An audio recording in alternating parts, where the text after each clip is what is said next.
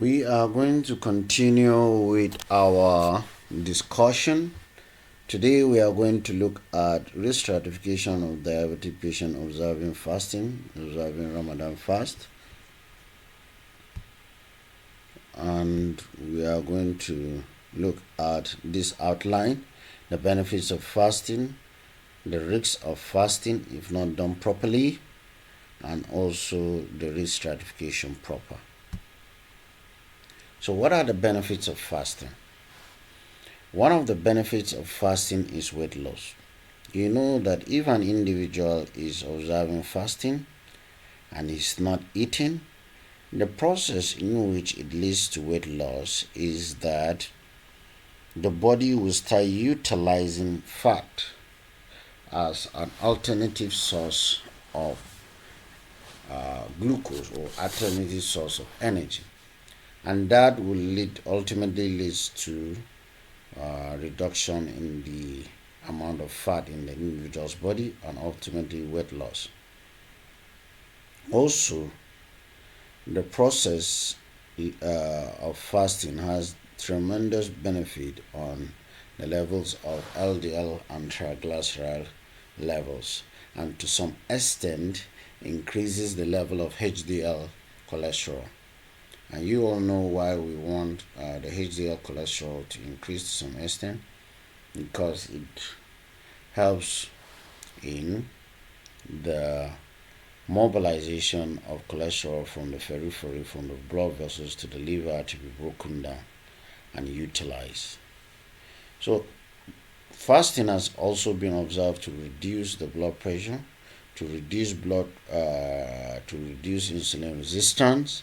It also helps the body to repair. When you fast, all the cells that are denatured or abnormal, they tend to be destroyed by the body system to ensure that they do not cause problem. And fasting, of course, reduces blood glucose level. So these are the benefits of fasting. So for a diabetes patient, you agree with me that these benefits are very important, because one of the risk factors for type 2 DM is obesity. So if a diabetes patient is to lose weight, that will be very, very important. Another issue that diabetic patients have is abnormal cholesterol, dyslipidemia, particularly high triglyceride and low high density lipoprotein, though they can have also high LDL, but the common one is high TG and low HDL. So it's important. And you also know that diabetes patients are at risk of developing high blood pressure. So you see that since fasting reduces the blood pressure, then it is very important for an individual living with diabetes. Also, you know that the hallmark of type 2 diabetes is insulin resistance. And since fasting can give that patient reduce insulin resistance and improve insulin sensitivity, then of course diabetes patient should observe fasting for these benefits. But as I said before in the previous lectures, fasting also comes with its risks, and one of the risks is hyperglycemia. How does diabetes patient observe hyperglycemia? It has been observed that during Ramadan fast, most diabetic patients do not observe the dietary advice given to them by the endocrinologist or the diabetes dietitian. So during iftar, they tend to eat a lot, especially things that are high in glycemic index and things that have high amount of refined sugars. And this will ultimately lead to hyperglycemia. And sometimes, especially patients with type 1, they will come up with hyperglycemic emergencies. So hypoglycemia, as we saw in the lectures on the physiology of fasting, diabetic patients tend to have reduced glycogen store. So there are risks of hypoglycemia, especially if they don't eat properly. especially those who do not eat well during as they should during iftar, and they skip suhoor, so they are at risk of developing hypoglycemia. Then the next thing is development of diabetic ketoacidosis. Diabetic ketoacidosis is typically seen in patients that have type 1 diabetes or those that have type 2 diabetes for a long time and have developed beta cell exhaustion. So when you observe Ramadan fast without proper guidance, they can develop that. The next thing is dehydration and thrombosis, because most of the time, especially in this part of the world, in the tropics, Ramadan is usually observed during the period that the weather is very, very hot. And this can lead to dehydration and sometimes severe dehydration. So if you have severe dehydration, sometimes patient can come in shock. So when you have severe dehydration, of course, there is likelihood of developing hypercoagulable state. When a patient develops hypercoagulable states, of course, there can be thrombosis. And thrombosis can increase the risk of having DVT, pulmonary embolism, and also sometimes stroke. So it is important that the diabetes patient during Ramadan fast, especially in the tropics because of the weather, should always stay hydrated, especially after iftar and during suhoor, to make sure that they do not become dehydrated. And also it is important not to walk under the sun unless that is your profession. The next thing is hyperglycemic hyperosmolar state, which is also a form of hyperglycemic emergency. And this is typically seen in patients with type 2 diabetes who are not adherent with their medication during Ramadan fast and also do not adhere to the dietary advice as given by the endocrinologist or the diabetes dietitian. So if that is the case, they come up with all these complications. But this may not come up if the patient follows the advice given to him or her by the specialist.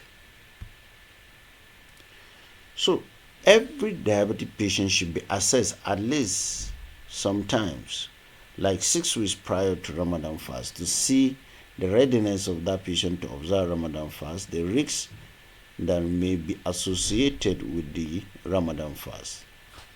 One of the things that must be done is detailed history about the individual's health, the previous Ramadan fast, and also the experience of that individual during the previous Ramadan fast. So you must assess also the patient ability to take care of himself, self-management. In case of hyperglycemia, in case of hypoglycemia, does the patient knows what to do and the right thing to do? You must also assess for the presence of comorbidities like hypoglycemic unawareness, kidney disease, liver disease, stroke, heart failure. So it is extremely important to assess the presence of these comorbidities, because that will tell us if the patient is ready to observe the Ramadan fast.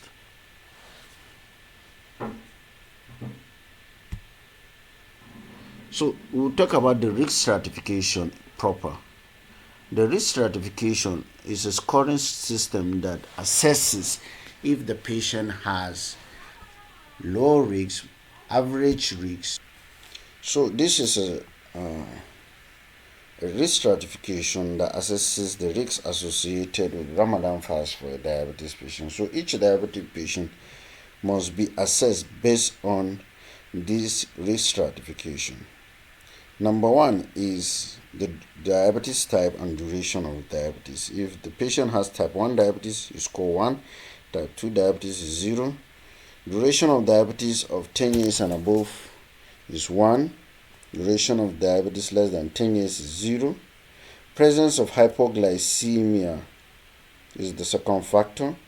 If there is presence of hypoglycemic unawareness, it's score 5. What it means is that the patient does not have the ability to experience the warning signs of diabetes, the adrenergic symptoms, which is the sweating, tremor, palpitation, and the rest.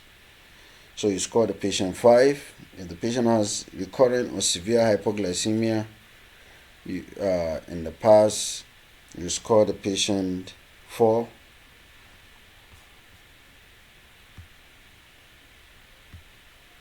Then also, if the patient has daily mild hypoglycemia, you score 3. Hypoglycemia 1 to 6 times, you score 2. Hypoglycemia of less than 1 time per week, you score 1. No hypoglycemia is 0. Then the characteristics of glycemic control. If the patient has HbA1 level greater than 9 or average blood sugar of 11.7, you score 2. HbA1c of 7.5 to 9 or average blood glucose of 9.4 to 11.7, you score 1. If the patient has HbA1c less than 7.5, you score 0.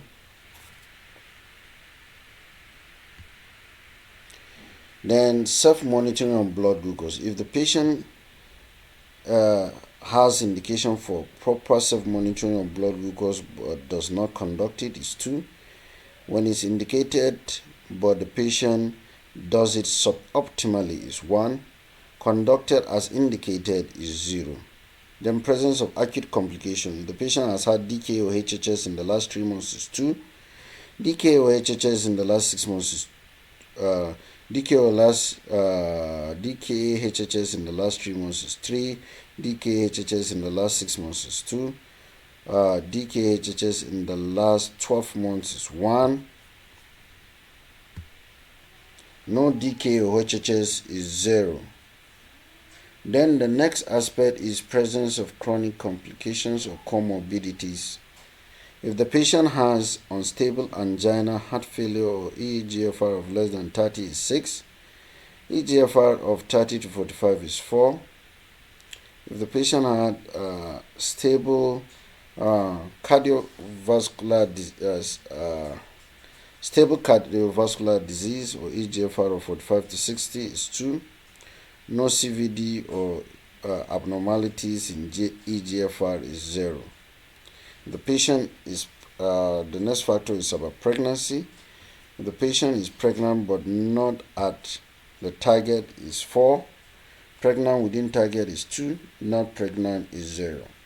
So this is the risk stratification for diabetes patient. So if the score is 0 to 3 is low risk, because every diabetic patient observing Ramadan is at risk, but the risk varies. So if 0 to 3 is low risk. If it is 3.5 to 6 is moderate risk. If it is greater than 6 is high risk. The implication here is that diabetes patients that have high risks should be closely monitored and advised on how to observe Ramadan fast. If not, they will come with serious complications. So the monitoring requires both monitoring by the healthcare providers and self-monitoring by the patient. So when is a diabetes patient advised to break Ramadan fast? Diabetes patient is advised to break Ramadan fast if the blood glucose is less than 3.9, or the blood glucose, that's hypoglycemia, or the blood glucose is greater than 11.6, that's hyperglycemia, because at that level the diabetes patient is at risk of diabetic ketoacidosis if he insists on continuing the fast. If the patient has symptoms of hypoglycemia, that means it's not measured but has symptoms of hypoglycemia like palpitation, sweating, tremor, disorientation, confusion, or diabetes patient that is acutely ill, or if the patient has severe dehydration.